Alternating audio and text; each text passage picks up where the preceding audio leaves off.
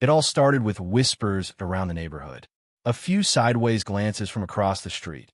A couple of slow-walking dog owners conveniently passing by my driveway more than once a day. At first, I thought it was just typical nosy neighbor behavior. You know the type?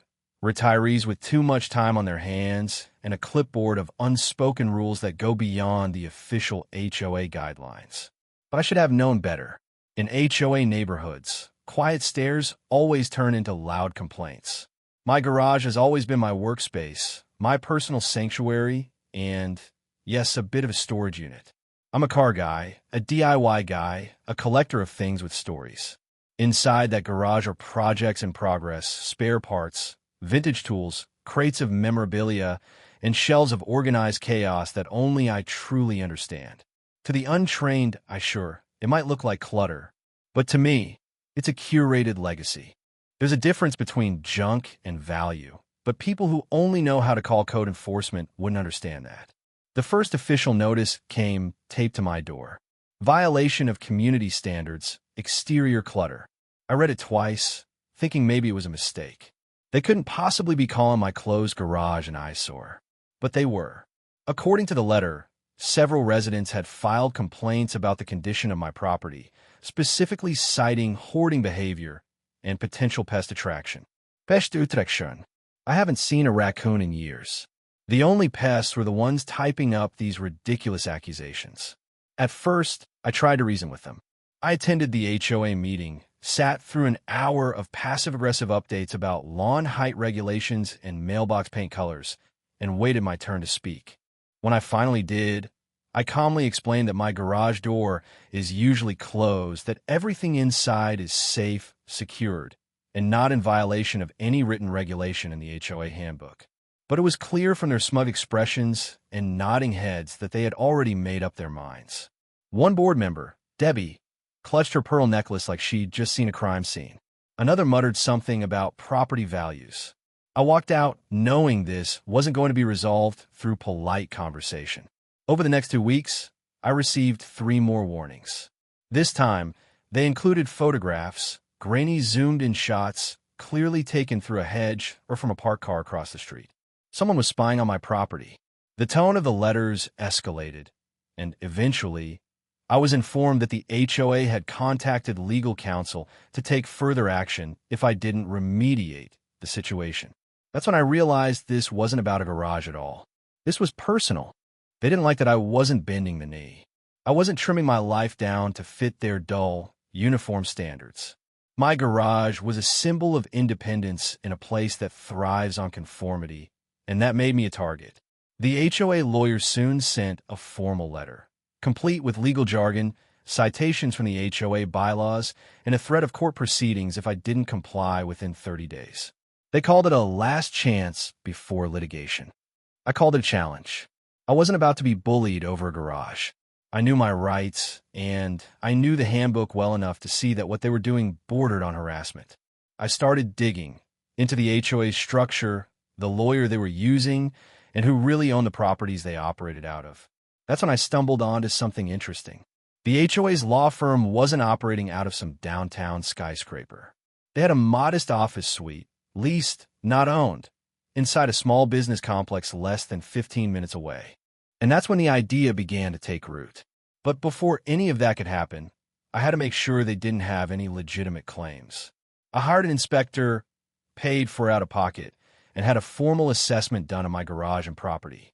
No pests, no fire hazards, no violations. The report came back clean, and I sent it straight to the HOA with a copy to their lawyer. Not that they cared. Their next letter was even more aggressive, accusing me of obstruction and noncompliance. It was clear at this point they weren't going to back off, no matter how much I played by the rules. They weren't interested in fairness.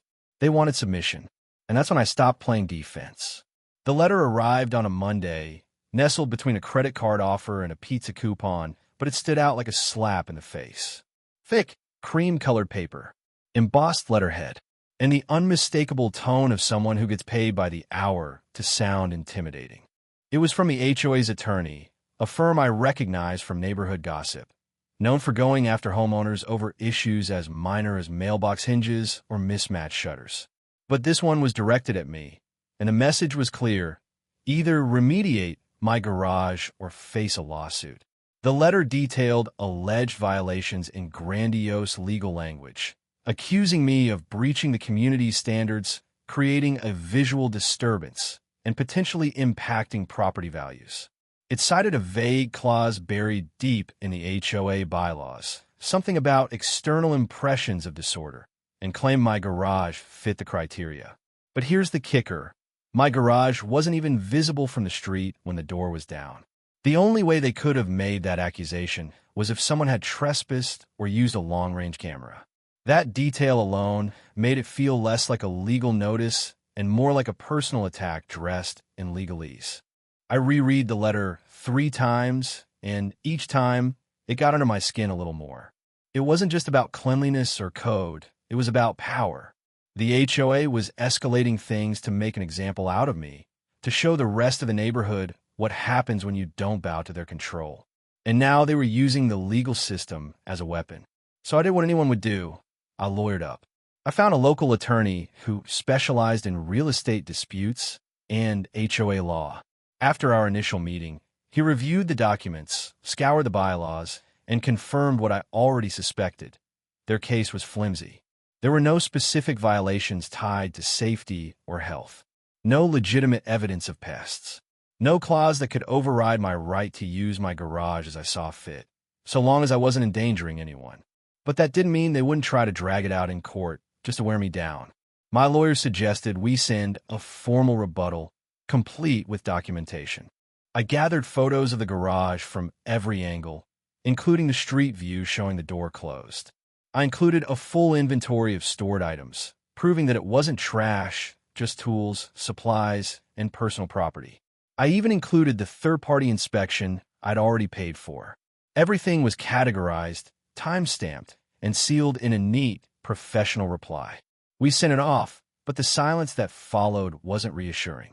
A week went by, then 2, and then another letter came. This one wasn't as long as the first, but the tone had changed. It wasn't a warning anymore. It was a formal notice of intent to sue. They were moving forward, citing noncompliance and repeated disregard for community standards. At that point, it didn't matter how much evidence I had. They had decided I was going to court. My lawyer explained what that meant. We could file a counterclaim, argue the lawsuit was baseless, and push back hard, but it would take time and a lot of money. HOAs like this often count on homeowners giving up once the legal fees pile up. They didn't want to win in court. They wanted me to surrender before we even got there. And honestly, I almost did. There were nights I stared at my ceiling wondering if this battle was worth it. Was I really going to spend thousands of dollars just to defend a garage? But the more I thought about it, the more I realized this wasn't just about a garage. It was about being cornered, about being told how to live by people who measured value in paint swatches and lawn symmetry. It was about the principle that I wasn't going to let a group of petty enforcers backed by a power-hungry lawyer decide how much space I was allowed to take up in my own home. So I started digging again. I wanted to know who exactly I was dealing with. I researched the attorney's firm, their win record, and even their office address. What I found was something curious. Their office space wasn't downtown. It wasn't owned outright. It was leased, part of a mid-sized commercial complex in a business zone that had been listed for sale several times over the last decade. And in that discovery, something clicked. I couldn't win their game if I kept playing by their rules. But if I changed the rules entirely, well, that's where everything shifted. After the second legal letter, I stopped looking at this as a homeowner issue and started treating it like a chess game. The HOA wasn't just overstepping. They were playing dirty, using the lawyer as their queen on the board, making moves designed to exhaust me emotionally and financially. But I had no intention of folding. I wanted to know exactly who this lawyer was and how far they were willing to go for a case that was clearly rooted in personal spite rather than actual community welfare. I began digging into public records, business listings, and property databases. I wasn't even sure what I was looking for at first, just something that gave me leverage. Something that could tilt the game back in my favor. I found the lawyer's name easily enough. It was right on the letterhead. A quick online search pulled up their firm's website, which was filled with self-congratulatory blurbs about aggressive enforcement of community bylaws and zero tolerance for homeowner violations. Their tone matched their threats, rigid, proud, and borderline smug. But it was their address that caught my attention. The firm operated out of a business plaza that was familiar to me, one I'd driven past countless times on my way to the hardware store. It wasn't a sleek, high-rise office downtown. It was a modest, two-story brick building tucked behind a strip mall. The listing was part of a small commercial real estate portfolio that had changed ownership several times over the past few years. That's when I started searching deeper, checking the property records through the county assessor's office. I discovered that the building the law office occupied wasn't owned by the firm. It was leased. Even better, the entire building was actually part of a commercial complex currently listed in a quiet off-market deal. It hadn't hit the public real estate sites yet, but it was available to investors through a broker network. The asking price was high, but not unreasonable, especially considering the area's growth. And it wasn't just their office in that building. A few other tenants were there too: an insurance company, a CPA, a small dental clinic, all under standard short-term commercial leases. That meant turnover was possible. That meant change was possible. Suddenly, I wasn't just looking a legal opponent. I was looking at an opportunity. I scheduled a meeting with the real estate broker, posing as a potential investor. We walked through the property, toured the building, and discussed occupancy rates, average rent, and long-term return potential. Everything was lining up in my favor. The law firm occupied 2 connected office suites on the second floor under a month-to-month lease with no renewal guarantee. Their space wasn't locked in under a long-term commercial agreement. That meant with proper notice, they could be removed just like any other tenant. The power they thought they had wasn't rooted, it was borrowed. The deal wasn't small, but I had resources. I'd been saving for a separate project, a different investment. But the more I thought about it, the more I realized this was the one that mattered. Not just financially, but symbolically. This was a way to turn the tables, to stop playing defense, and make a strategic move they'd never see coming. I worked with a financial advisor, moved a few investments, and partnered with a silent investor who shared my interest in the property's potential. The paperwork took time. I had to be quiet about it, careful not to tip my hand. All the while, the HOA continued their pressure campaign, sending follow-up letters, citing escalating fines, and scheduling a formal hearing about my supposed violation. I responded through my lawyer, keeping things civil but firm, buying time while I finalized the deal. I studied the law firm's lease terms, their office footprint, and even the parking allocation tied to their contract. It became clear that they weren't just vulnerable, they were replaceable. Once the sale was complete, I would have every legal right to determine the future of every tenant in that building, including the very firm that had threatened me over what I kept behind a garage door. What struck me most during all of this wasn't just the possibility of revenge, it was the irony. They had used a legal technicality to try and control how I lived on my own property, but they were operating out of someone else's building, dependent on someone else's permission to stay. They wanted total authority over my home, while occupying a space they didn't even own. The hypocrisy was almost poetic. I started preparing the notice. It wasn't personal, not on paper at least. Just business.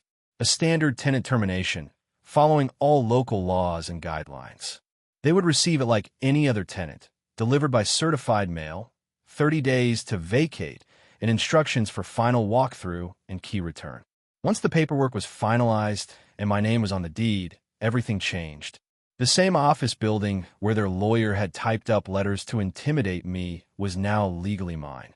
Every suite, every key, every square foot of that 2-story complex under my ownership. I didn't celebrate right away. I kept it quiet, controlled, strategic. This wasn't about bragging. It was about precision. I wanted the moment to land exactly the way it should. Clean, legal, and impossible to argue with. My lawyer handled the paperwork, and within days of closing, I had full access to the leasing documents, tenant agreements, and maintenance contracts. I knew the law firm's suite numbers, lease expiration details, and the amount they were paying in rent. The best part was their lease wasn't just short-term. It was month-to-month, a legacy agreement they'd likely neglected to update. That meant I didn't need a long legal battle or complex negotiations. All I needed was a formal notice and 30 days. Before doing anything, I inspected the entire property. Not just the law firm space, but the other tenants too. I met with them quietly, listened to their experiences with the building, reviewed their contracts, and made it clear I intended to manage the place professionally. I wasn't looking to cause chaos, just to remove a very specific problem. Most of the other tenants were polite, cooperative, and totally unaware of what the law firm had been up to outside those walls. And I liked it that way. With the foundation laid, I had my property manager draft a formal letter addressed to the law firm's principal. It was courteous and professional, citing new ownership and a reevaluation of tenancy across all suites. It informed them that their lease would not be renewed and that they would need to vacate the premises within 30 days. No accusations, no emotion, just business. The same cold professionalism they had used when they came after my garage. When the notice was sent, I could only imagine their reaction.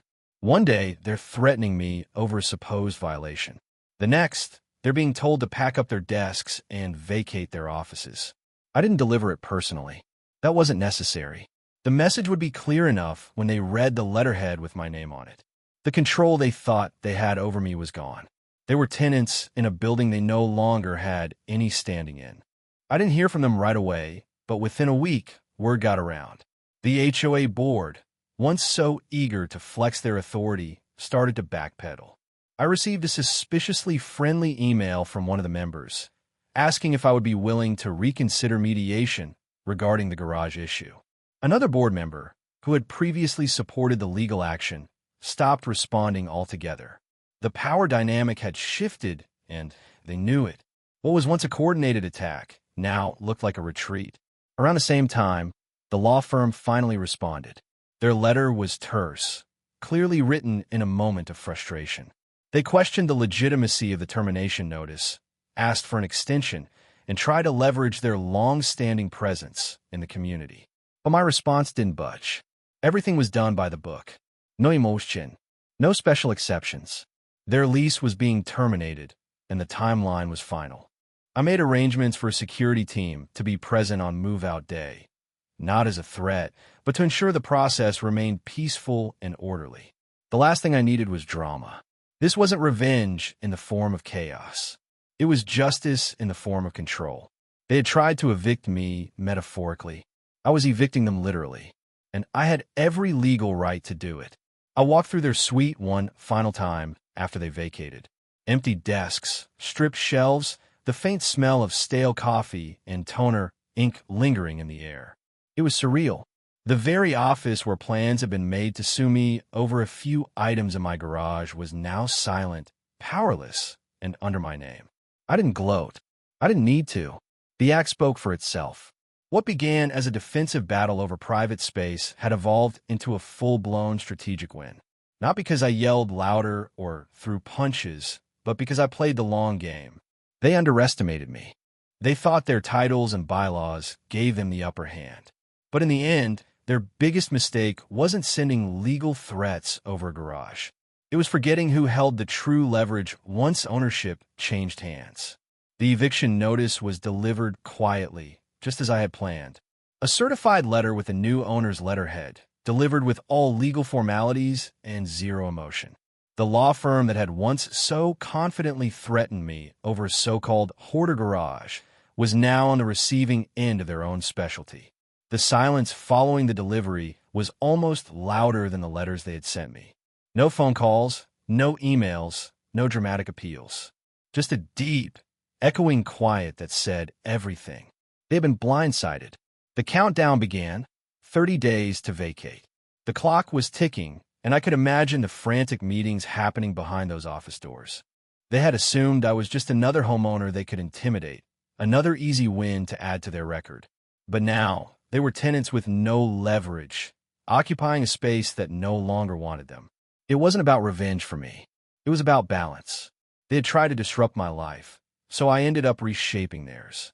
I drove past the building a few times during those weeks, not out of pettiness, but to observe. The parking lot looked the same, but there was a nervous energy around the place. People came and went with cardboard boxes. The receptionist who once sent legal threats now carried stacks of files to her car. The lawyer himself, who hadn't thought twice about putting his name on the threats against me, had to face the reality of packing up his office and relocating fast. They had no idea who the next landlord might be, and they certainly didn't expect it to be the guy they tried to drag through court. The HOA board, sensing the shift in control, became strangely quiet as well. The board president, who had always taken a smug tone during our previous conversations, now sent out bland, monthly newsletters without any mention of enforcement updates or legal proceedings. It was as if the entire machine had sputtered and gone silent, unsure how to proceed without its legal weapon at the ready.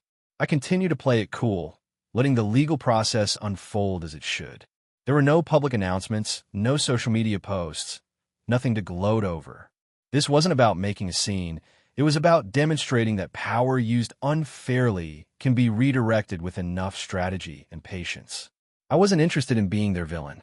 I simply gave them a taste of their own medicine, delivered with calm precision. The law firm didn't go down without trying a few final plays. A week before the deadline, they sent a letter requesting an extension.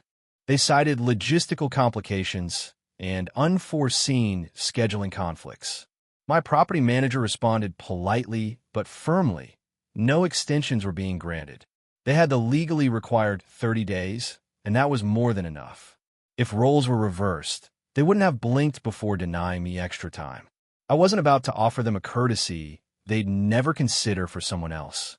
On the final day, I visited the building with my property manager. Not to interfere, but to ensure everything was handled properly. The suite was nearly empty, a couple of remaining boxes near the door, a few papers on the floor, and the sound of desk drawers being shut for the last time. The lead attorney didn't make eye contact when we passed in the hallway. He recognized me. He knew exactly who I was and what had happened. There was no scene, no confrontation, just an awkward silence and the sound of their exit echoing through a building they no longer belonged to. After they were gone, I had the space cleaned, repainted, and listed for lease. It didn't take long to find a new tenant, an architectural design firm looking for an affordable location. They moved in within weeks, bringing fresh energy and a different kind of professionalism. The space had been flipped, not just physically, but symbolically, from a legal intimidation hub to a creative business center, from a weaponized office to a neutral one. The irony didn't escape me. The law firm had built their reputation on enforcing HOA rules, often with more aggression than reason. And now, their own stability had been unraveled by the very tactics they once used against others. Except this time, the system worked against them.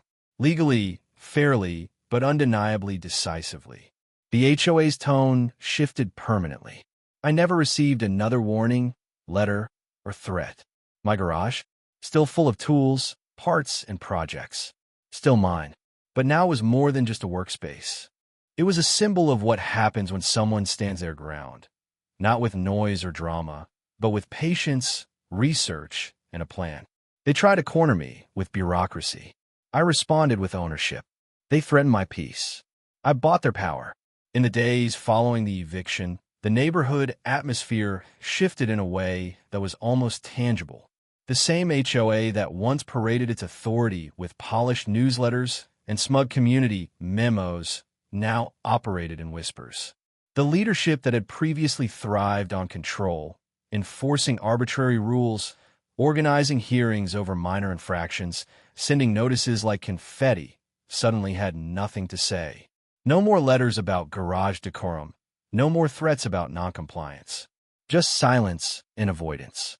Neighbors who had once kept their distance began to nod in passing, a few even stopping to chat. One homeowner who had been hit with a fine for installing an unauthorized flower bed told me, with a half-smile, that the HOA board had recently canceled their follow-up inspection without explanation. Another said the board had postponed their next hearing indefinitely. It was clear the legal engine the HOA relied on was gone, and without it, they were scrambling. I didn't celebrate publicly, didn't make speeches, or post on community forums. I didn't need to. Word had gotten around. And what people knew was this: one homeowner targeted over a garage, had somehow turned the tables so effectively that the entire HOA had been knocked off its pedestal. It wasn't about revenge for me. It was about restoring balance, ending the abuse of power that had become a pattern in our community. The garage, once the subject of so much scrutiny and gossip, became a quiet monument to the entire saga. I didn't change it to appease anyone. I didn't throw anything out or organize it just to meet some arbitrary visual standard. I kept it exactly as I liked it, because that's what it meant to reclaim space in a neighborhood where control had become more important than community. Every box, every tool, every sign of creative mess was a reminder that the right to live authentically shouldn't be dictated by a small group obsessed with order. There were still occasional attempts by the HOA to regain some footing. A new board member was introduced, clearly trying to bring a friendlier face to the operation. Flyers were distributed about upcoming community revitalization initiatives, and polite emails were sent asking for feedback on the HOA's evolving mission. It was all fluff, an effort to rebrand their image now that their legal hammer had been taken from them. But no one was buying it. People remembered what they had done, not just to me, but to others before me. The fines for wind chimes, the threats over kids' sidewalk chalk, the ridiculous citations for improper shade of beige on front doors. Those memories don't fade easily, especially when they're tied to intimidation disguised as regulation. I didn't need to remind anyone of what had happened. They were doing it themselves, just by breathing easier. One of the most satisfying parts of this transformation wasn't just what changed in the HOA, but what changed in me.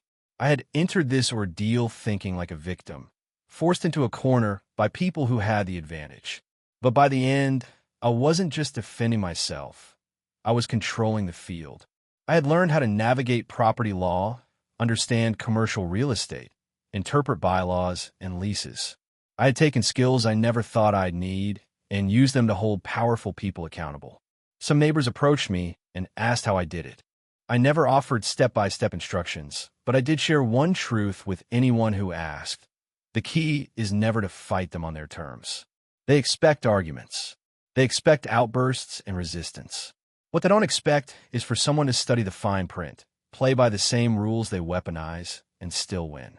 They don't expect quiet, calculated retaliation backed by facts, not feelings.